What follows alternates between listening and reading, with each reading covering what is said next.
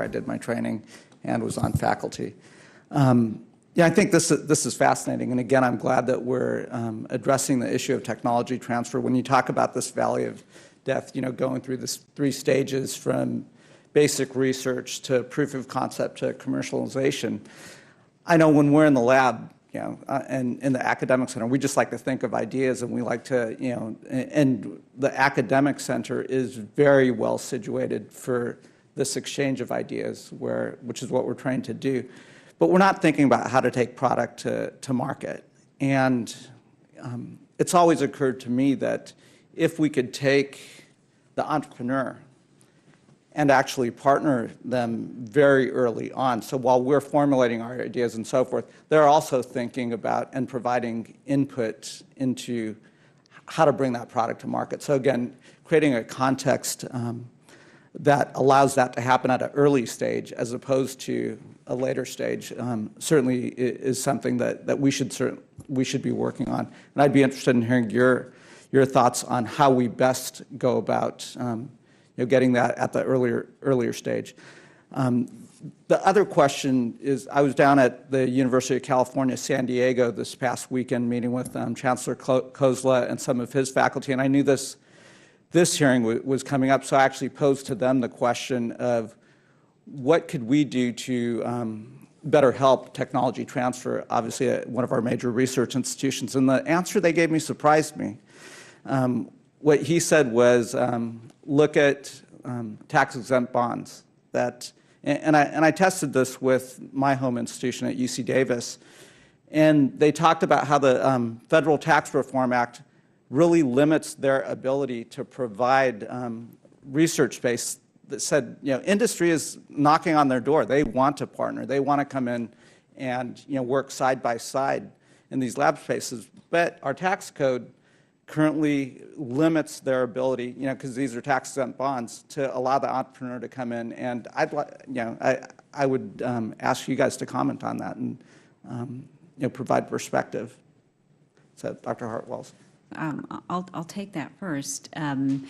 While I'm not a tax attorney or a mechanical engineer, for that matter, we run into this and we have this conversation, and actually more vigorous conversations more recently. What you're referring to is what's referred to as private use and bonded facilities. Exactly. And there is a prohibition on basically for-profit activities in those spaces.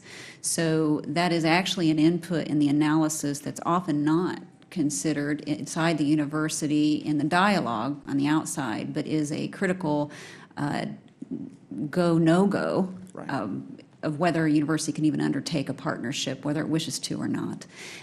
It would be a very, I think, appropriate in the context of all of the conversations about realizing the value of federally funded research through products and services where appropriate, to consider and take up the question of private use and its impact, positive and negative, on this whole ecosystem.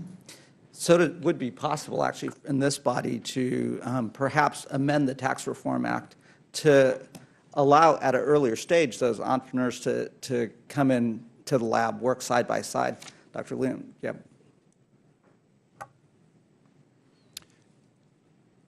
Yes, I think that would be true. We do have relationships with corporations that allow for their personnel to come onto campus and work closely with our investigators, but on a limited basis.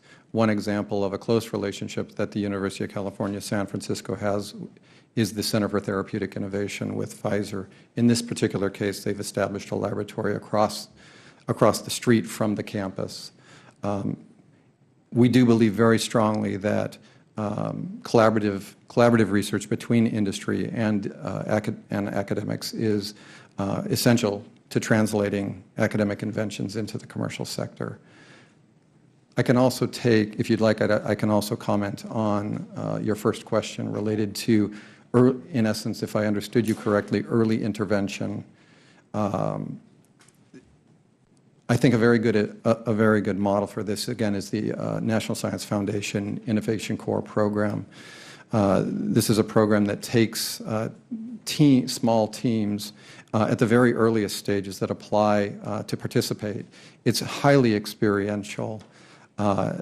The teams go through a process of meeting with a very large number of customers and stakeholders from whatever particular market is appropriate for the technology that they have over a relatively short period of time to establish beyond proof of concept around the technology itself, but actually that they understand what the market is, what the product should be, what they would be able to charge for it. So really getting a much, much deeper understanding. That's a short, intensive program. The goal is to help individuals or to help teams fail early, and then also to identify those that have a successful concept and take those forward.